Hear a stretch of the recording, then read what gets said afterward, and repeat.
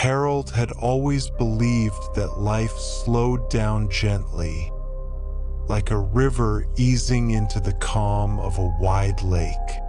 But on that cold autumn morning in Michigan, staring through a window fogged with breath and frost, he realized something terrifying. His life hadn't slowed down. It had stopped. The man who once closed million-dollar deals, whose handshake carried weight and confidence, now stood still, coffee cooling in his hand, unable to remember the last time he'd felt joy. His success was behind him, his family scattered, his wife buried 3 years ago in a quiet cemetery he no longer visited. Somewhere along the way, laughter had left his house, and with it, a reason to get out of bed outside. Leaves the color of fire swirled in the wind, burning bright before their inevitable fall. Harold watched them twist and tumble, and for a moment he envied them. At least they knew how to let go.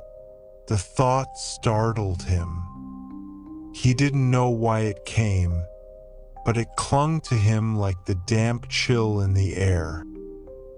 What happened next began with a single letter in the mail, a strange invitation he almost threw away.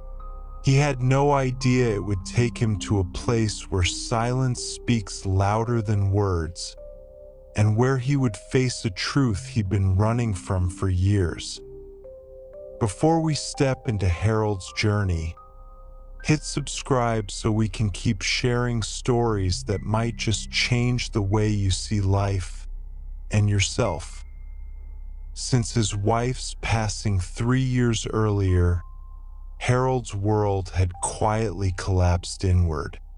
Days blurred into each other, marked only by the clinking of a spoon in his coffee cup and the blue light of the television. The news dripped with chaos and anger, and Harold found himself absorbing it, his heart hardening, his patience thinning. The man who once met life with curiosity now approached it with suspicion. Social media offered no comfort, only a mirror to his own isolation. He scrolled for hours, chasing connection but finding only headlines that fed his bitterness. Nights were worse.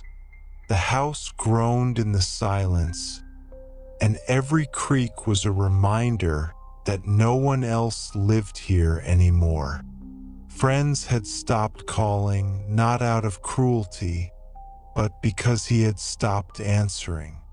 Somewhere between grief and habit, Harold had surrendered, not in a dramatic collapse, but in small, unnoticed moments when he chose to feel nothing rather than risk feeling pain. And though he didn't say it out loud, he feared the quiet was not just in the house. It was in him. The letter arrived on a Tuesday, tucked between grocery store flyers and an overdue bill. The handwriting on the envelope was instantly familiar, Sarah's. Inside, a single sheet of paper carried her voice and words. Warm, pleading, laced with love. She wrote about worrying for him, about wanting him to see the world beyond his living room window. Beneath the letter was a ticket, printed with words he didn't quite understand. Mindfulness and Compassion Retreat. The location, a Buddhist monastery in California. Harold let out a sharp laugh, the sound startling even himself. Me? Buddhism? That's absurd. but the ticket sat in his hand like an unanswered question. He imagined Sarah choosing it, her hope that it might reach him where conversations had failed. In the end, it wasn't curiosity that made him pack a small suitcase. It was love for his daughter. If she believed something could help him, perhaps he owed it to her to try. Still, as the plane lifted from Michigan, he felt more like a reluctant passenger than a willing seeker. The monastery was nothing like Harold expected. There were no grand gates, no chanting monks in endless procession, just wooden buildings nestled among tall pines, their roofs dusted with early morning mist. A gentle-faced monk greeted him without a handshake, only a bow. The first morning's practice was simple. Sit, breathe, and do nothing. Harold tried. He failed. His knees ached, his thoughts raced, and every sound became an irritation. The cough of another participant, the distant caw of a crow. "What is the point of this?" he muttered under his breath. But on the third day, something shifted. At dawn, the monastery bell rang. A deep, resonant tone that seemed to move through the mist and into his chest. He opened his eyes to see light breaking through the trees, the air cool and alive around him. For a moment, the noise inside his head faded. No grief, no resentment, just the sound of the bell, the breath in his lungs, and the stillness of a world that did not demand anything from him. It was not joy exactly, but it was the absence of pain. And that absence felt like a beginning point. One afternoon, Harold found himself sitting beside an elderly monk under a maple tree, its leaves trembling in the wind. The monk spoke softly, as if sharing something not to be taught, but remembered. "You cannot stop the leaves from falling, Harold, but you can learn to watch them fall without suffering." The words were simple, yet they pierced through him. All his life, Harold had tried to hold on, to people, to moments, to the idea that life could be kept from changing if only he fought hard enough. But the truth was in front of him. Everything falls, everything changes. Peace wasn't about control, it was about release.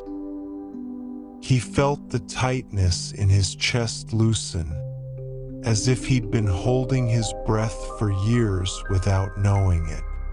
For the first time, he saw his wife's absence not as a wound to be sealed, but as part of the season he was in. A season that could be met with gratitude for what had been, instead of despair for what was gone. When Harold returned to Michigan, the town looked the same: quiet streets, weathered houses, the lake stretching endlessly under a pale sky. But something inside him had shifted. He no longer measured his days by how much he could fill them, but by how present he could be within them. The mornings were still cold, the windows still fogged with breath, yet he met them differently now. He would brew his coffee slowly, noticing the way the steam curled and disappeared into the air. He would stand by the open window, letting the wind graze his face, listening to the faint hum of life beyond his walls, the sound of a car passing, a dog barking, the whisper of leaves against each other. He did not try to banish the sadness when it came. It was a visitor, not a thief. And like the monks had taught him, he acknowledged it, sat with it, and let it drift away in its own time. There was no grand transformation, no dramatic ending, but there was a quiet revival.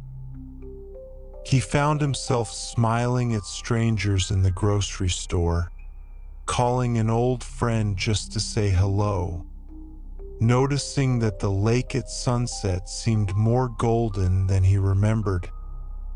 Harold didn't think of himself as a Buddhist, or even as someone who had been healed. He was simply a man learning, every day, to let go just enough to make room for what was still here. And in that space between holding on and releasing, he discovered something he thought he'd lost forever: the simple, unshakable peace of being alive in this moment.